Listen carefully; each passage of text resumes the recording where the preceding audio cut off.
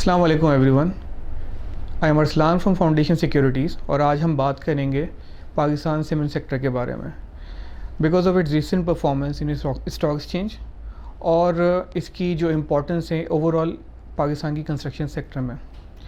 इसकी हम अगर लार्ज स्केल मैन्युफैक्चरिंग के वेट के बारे में बात करें, इट्स अराउंड 5.4%, विच शोज़ के कितना ये इम्पॉर्टेंट सेक्टर है पाकिस्तान में overall. Generally speaking it has high relation with the economy. जैसे जैसे पाकिस्तान इकॉनमी साइकिल मूव करते हैं उसी के साथ रिलेशन में in tandem more less cement की डिमांड पाकिस्तान में आती है। ग्लोबल पर्सपेक्टिव में अगर बात करें तो जो टॉप प्रोड्यूसिंग कंट्रीज़ हैं सीमेंट की, उसमें पाकिस्तान का नंबर आता है। प्लस जो मोस्ट इम्पॉर्टेंट बात है वो ये कि जो क्वालिटी ऑफ सीमेंट है पाकिस्तान की वो बहुत अच्छी है compare to even global perspective में। तो इसी वजह से हमारी जो सीमेंट एक्सपोर्ट की डिमांड है वो काफ़ी स्ट्रॉन्ग है, स्पेशली इन रीजन्स, जिसकी वजह से हमारे सीमेंट काफ़ी अच्छा एक्सपोर्ट होता है। अब हम बात करेंगे पाकिस्तान सीमेंट इंडस्ट्री के बारे में। बेसिकली जो इंडस्ट्री है वो दो रीजन में डिवाइडेड है, एक नॉर्दर्न रीजन है और दूसरा साउथर्न रीजन है। नॉर्थ में पंजाब, KPK, फाटा, कश्मीर और GB वाले रीजन्स कवर होते हैं और साउथ में आपके mainly Sindh and Balochistan overall cover होते हैं। नाउ जो ओवरऑल कैपेसिटी की अगर बात करें तो टोटल 70 मिलियन टन की कैपेसिटी एनुअल इंडस्ट्री की, जिसमें नॉर्थ की कैपेसिटी है 53 मिलियन टन और जो साउथ की कैपेसिटी है इट्स अराउंड 17 मिलियन टन।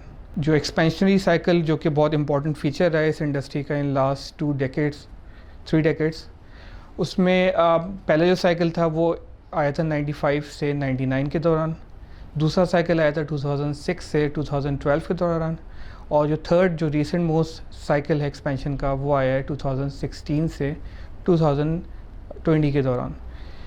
इसमें जो मेन अगर हम बात करें कैपेसिटीज एडिशन का, इससे जो आपकी यूटिलाइजेशन लेवल्स हैं वो काफ़ी ज़्यादा मेंटेन रहते हैं और यस, इससे आपका जो मेन रिस्क बिल्ट इन हुआ है रीसेंट एग्जांपल्स में वो सीमेंट प्राइसेस का बिल्ट हुआ है, जिससे प्रॉफिटेबिलिटी इंडस्ट्री की हिट भी होती है। अभी करंटली बात करें जिस तरीके से इकोनॉमिक अपस्विंग अभी करंटली चल रहा है, जैसे फॉर एग्जांपल जो लेटेस्ट गवर्नमेंट के नंबर्स भी हैं they are very encouraging economic GDP growth के। प्लस जो रीसेंट अभी हमारी 10 मंथ की सीमेंट डिमांड है वो काफ़ी ज़्यादा इनकरेजिंग रही है। On the basis of this industry एक और एक्सपेंशनरी साइकिल में एंटर हो रही है जो कि एक्सपेक्टेड है कि फिस्कल ईयर 23 से ऑनवर्ड कमीशनिंग स्टार्ट हो जाएगी। इसमें अगर हम स्पेसिफिकली बात करें तो इसमें तकरीबन 8 प्लेयर्स एक्सपेंशन में अभी तक अनाउंस कर चुके हैं, जिसमें 7 प्लेयर्स जो है वो नॉर्दर्न रीजन से हैं और एक साउथ से है। और इसमें टोटल ओवरऑल अगर बात करें आउट ऑफ ऑल 8 एक्सपेंशंस, इसमें 3 जो हैं वो ग्रीनफील्ड एक्सपेंशन है और रिमेनिंग जो है वो ब्राउनफील्ड एक्सपेंशन है। ओवरऑल डिमांड की हम बात करें तो जो इंडस्ट्री है वो बेसिकली 2 चीज़ों में डिवाइड होती है, एक प्राइवेट सेक्टर डिमांड और एक पब्लिक सेक्टर डिमांड। मेनली जो डिमांड जनरेट होती है वो प्राइवेट सेक्टर से होती है। ऑन एन एवरेज इसका तकरीबन 65 to 75% of total demand is coming from private sector. अगर हम पब्लिक की बात करें, पब्लिक में मेनली गवर्नमेंट के प्रोजेक्ट्स हैं और ये मेनली ड्रिवन होते हैं जो PSDP स्पेंडिंग हर साल गवर्नमेंट करती है ऑन प्रोजेक्ट्स, उससे ये आपकी डिमांड जो है ड्राइव होती है सीमेंट की। सेकेंडली अगर हम अभी करंटली बात करें, जो 10 मंथ्स का नंबर हमारे जो ऑफिशियली जो इसकी एक एसोसिएशन बॉडी है जिसने डिस्क्लोज़ किए हैं, it's around 19% year on year जो हमारी डोमेस्टिक इंडस्ट्री में ग्रोथ आई है और साल की एक्सपेक्टेशन है कि ये इंडस्ट्री की डोमेस्टिक डिमांड 47 मिलियन टन के अराउंड होगी। सेकेंडली अगर हम अब एक्सपोर्ट्स की बात करें, एक्सपोर्ट साइड में तकरीबन 9 मिलियन टन की एक्सपेक्टेड डिमांड है by the end of fiscal year 21। इसमें मेनली 70% जो आपकी डिमांड है वो आती है साउथ बेस, जो कि बेसिकली सी बॉर्न जो ट्रेड्स हमारी होती हैं, और जो 30% है वो आपकी नॉर्दर्न रीजन से आती है, जिसमें हम अफ़गानिस्तान और रिसेंटली हम इंडिया पहले भी सेंड करते रहे हैं। गोइंग फॉरवर्ड हमें ये लग ही रहा है कि जैसे अभी हम थोड़ा सा रिकैप अगर 1 साल पहले का करें, उसमें जब से कोविड-19 आया है और पाकिस्तान में स्पेशली जब से मार्च के एंड में हिट हुआ है, तो गवर्नमेंट ने कंस्ट्रक्शन पैकेज अनाउंस किया था जिसमें फर्दर एमनेस्टी स्कीम्स अनाउंस की हैं, जिसकी वजह से एक बहुत ज़बरदस्त मोमेंटम हमने देखी है कि डिमांड काफ़ी ज़्यादा रिज़ल्ट हुई है इसकी वजह से। दूसरी चीज़ ये कि जो स्टेट बैंक है उन्होंने मैंडेटरी किया है कमर्शियल बैंक्स को कि आपको अपनी जो लैंडिंग है वो कंपलसरी जो है उसको 5% ऑफ टोटल प्राइवेट आपकी लैंडिंग का वो आपको इंक्रीज़ करना है। तो वी बिलीव के गोइंग फॉरवर्ड जो कमर्शियल बैंक की जो लैंडिंग है हाउसिंग फाइनेंस में ये बहुत सब्सटेंशियली इंक्रीज़ करेगी। ये एक बहुत बड़ा एक ट्रिगर बनेगा सीमेंट डिमांड के लिए। सीमेंट इंडस्ट्री की टोटल डिमांड की अगर हम बात करें तो इसमें ये 2 सेगमेंट में डिवाइड होती है, प्राइवेट और पब्लिक सेक्टर में। पब्लिक सेक्टर में मेनली गवर्नमेंट की एनुअली जो पीएसडीपी एलोकेशन होती है उसकी जो स्पेंडिंग होती है उससे ये पब्लिक सेक्टर की डिमांड जनरेट की जाती है।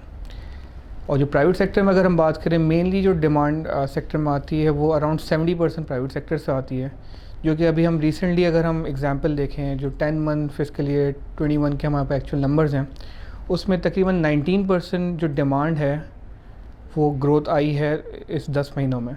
इसमें अगर हम रिसेंट एग्जांपल देखें तो हमारा जो लेटेस्ट नंबर है 10 मंथ फिस्कल ईयर 21 का वो तकरीबन कोई 19% की ग्रोथ इंडस्ट्री ने विटनेस की है और उसमें जो मेन डिमांड है वो प्राइवेट सेक्टर की तरफ से आई है।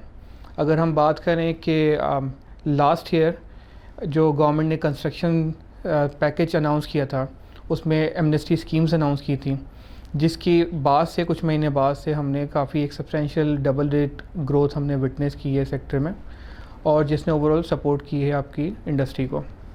इसकी वजह से अगर हम ट्रेंड भी अगर देखें सीमेंट प्राइसेस का वो भी पिक करना शुरू किया था लास्ट 6-8 महीने से, स्पेशली नॉर्दर्न रीजन में यहाँ पे प्राइसेस वो ऑलरेडी टू लो और उसने ओवरऑल हर चीज़ सपोर्ट की, प्रॉफिटेबिलिटी पूरी इंडस्ट्री की सपोर्ट की है। So this is just in general के how important is demand. Now अगर हम बात करें एक्सपोर्ट साइड में, एक्सपोर्ट का तकरीबन नंबर इस साल एक्सपेक्टेड है अराउंड 9 मिलियन टन का इंडस्ट्री अचीव करेगी, जिसमें मेनली जो नंबर है 70% वो साउथ मार्केट के थ्रू आएगा because of the port driven exports. अगर हम नॉर्थ की बात करें, नॉर्थ में जो हमारी मेन मार्केट है इट्स अफ़गानिस्तान की अगर अभी हम रिसेंटली हमारी जो बॉर्डर ट्रेड है वो इम्पैक्टेड हुई थी बिकॉज ऑफ द कोविड। जब वो ट्रेड नॉर्मलाइज होती है तो हमारा डिमांड का नंबर काफ़ी डिसेंट नॉर्दर्न साइड से हमारे एक्सपोर्ट का आता है। अब हम बात करेंगे फ्यूचर की। इसमें पर्टिकुलरली डिमांड साइड में हमें लगता है कि स्ट्रॉन्ग नंबर्स रहेंगे गोइंग फॉरवर्ड। रीज़न बीइंग जो एमनेस्टी स्कीम ऑफ़र की थी गवर्नमेंट ने उसकी वजह से डिमांड के नंबर प्राइवेट सेक्टर में स्पेशली काफ़ी अच्छे रहेंगे। सेकेंडली अगर हम पीएसडीपी एलोकेशन देखें तो अभी जो न्यूज़ आ रही है उसके हिसाब से नेक्स्ट ईयर की एलोकेशन कोई अराउंड 900 बिलियन रुपीज़ की कोट की जा रही है। ये अमाउंट अगर स्पेंड होता है इकोनॉमी में तो ये भी एक पब्लिक सेक्टर से अच्छा नंबर जनरेट करेगा।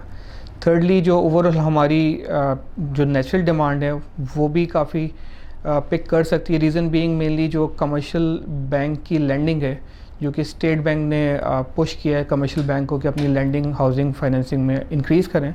इफ़ दिस नंबर्स मटीरियलाइजेस उसके बाद फिर ये ओवरऑल एक इंडस्ट्री को हमारी बहुत अच्छी सपोर्ट करेगा।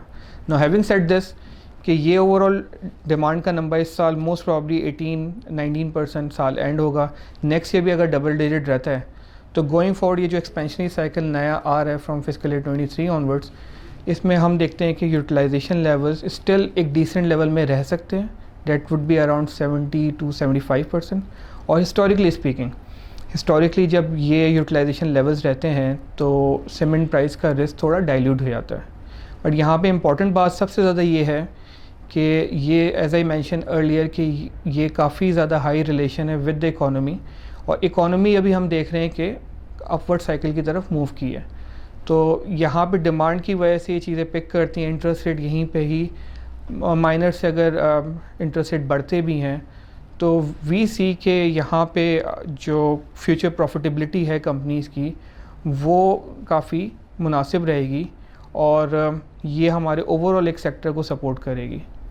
और अगर हम स्पेसिफिकली स्टॉक मार्केट में बात करें तो जो हमारी लिस्टेड कंपनीज़ हैं उसमें गोइंग फॉरवर्ड हमें पोटेंशियल लगती है बिकॉज के रिसेंट जो 2-3 साल का एक पैच रहा है वो काफ़ी टफ रहा है इंडस्ट्री का।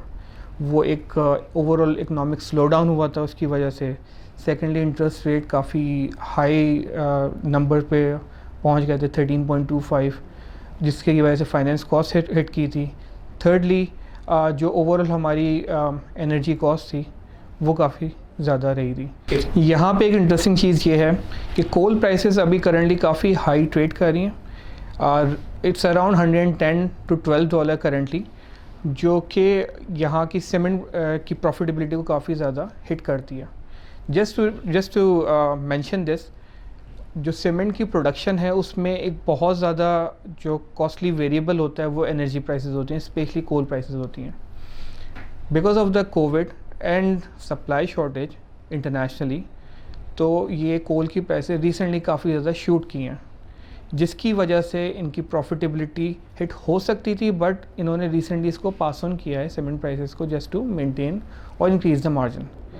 यहाँ से गोइंग फॉरवर्ड अगर कोल की प्राइसेस नीचे आती हैं कि सप्लाई ग्लोबली रिज्यूम होती है, डिमांड नॉर्मलाइज होती है, तो वी बिलीव कि ये मार्जिन्स को एक अच्छा सपोर्ट दे सकते हैं, जिसकी वजह से प्रॉफिट्स में अच्छा जंप देखा जा सकता है from fiscal year 22 and 23 down the line, जो कि काफ़ी ज़्यादा हेल्प भी करेगा कि जिन कंपनीज ने एक्सपेंशंस अनाउंस की हैं उनको जो अपने प्रोजेक्ट्स फंडिंग करने हैं उसकी इक्विटी, जो उनका कैश इक्विटी साइड है, उसको फंडिंग करने में काफ़ी सपोर्ट करेगी।